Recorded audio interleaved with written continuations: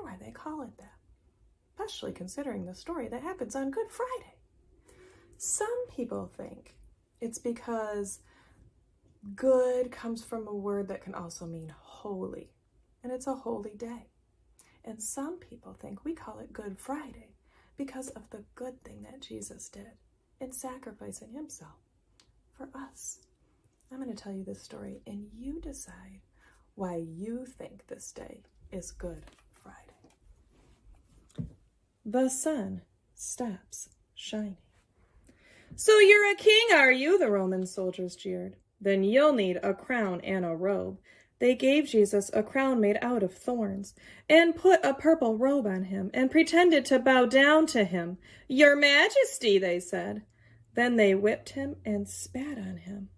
They didn't understand that this was the Prince of Life, the King of heaven and earth, who had come to rescue them.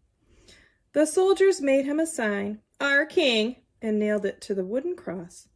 They walked up a hill outside the city. Jesus carried the cross on his back. Jesus had never done anything wrong, but they were going to kill him the way criminals were killed. They nailed Jesus to the cross. "Father, forgive them," Jesus gasps. They don't understand what they're doing. "You say you've come to rescue us," people shouted, "but you can't even rescue yourself." But they were wrong. Jesus could have rescued himself. A legion of angels would have flown to his side if he'd called. "If you were really the Son of God, you could just climb down off that cross," they said. And of course they were right. Jesus could have just climbed down. Actually, he could have just said a word and made it all stop. Like when he healed that little girl and stilled the storms and fed 5,000 people. But Jesus stayed. You see, they didn't understand. It wasn't the nails that kept Jesus there. It was his love. "Papa," Jesus cried frantically, searching the sky. "Papa, where are you? Don't leave me." And for the first time and the last, when he spoke, nothing happened. Just a horrible, endless silence.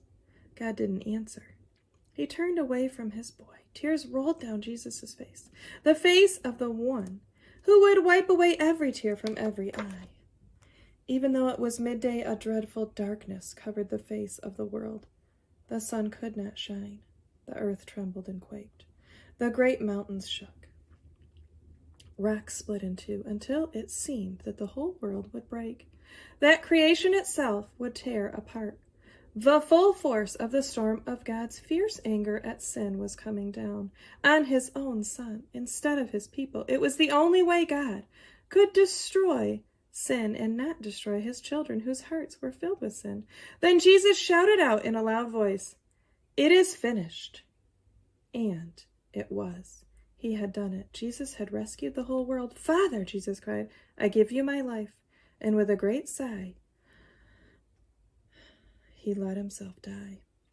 Strange clouds and shadows filled the sky, purple, orange, black, like a bruise. Jesus' friends gently carried Jesus. They laid Jesus in a new tomb carved out of rock. How could Jesus die? What had gone wrong? What did it mean? They didn't know anything anymore. Except they did know their hearts were breaking. "That's the end of Jesus," the leaders said.